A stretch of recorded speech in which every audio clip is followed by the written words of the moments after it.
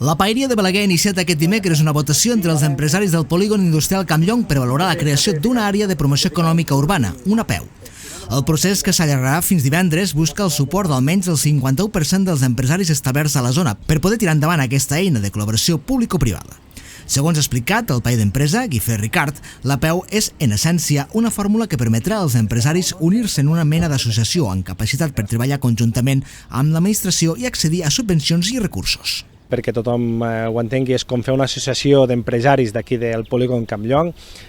i el bo d'aquest APEU és que ells se podran constituir com una associació, se podran tindran la seva organigrama i a partir d'aquí hi podrà haver aquesta col·laboració público-privada entre les administracions i també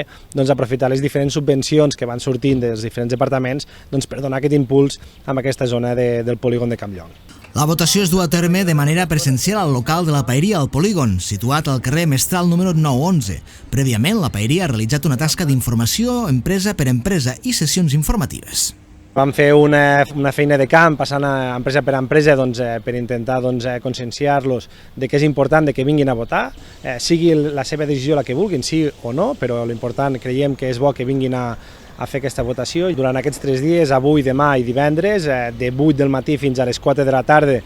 cada un dels empresaris podrà vindre aquí a peu d'urna i decidir si volen l'APEU o no volen l'APEU. L'objectiu final és fomentar la cooperació entre les empreses, millorar la competitivitat i atreure activitat econòmica a la ciutat. La proposta inclou també la creació d'un directori empresarial, un espai de debat i la possibilitat de tirar endavant accions per millorar la zona del polígon en àmbits com la sostenibilitat, la seguretat, la il·luminació o la gestió de residus. Tot això s'haurà de definir en un pla d'actuació amb una vigència de 3 a 5 anys.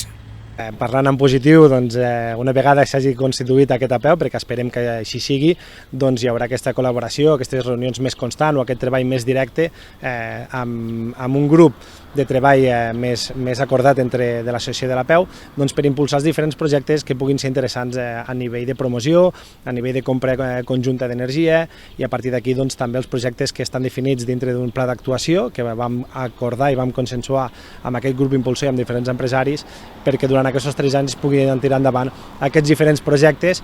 En cas de prosperar la votació, la creació de l'APEU haurà de ser validada posteriorment pel ple municipal.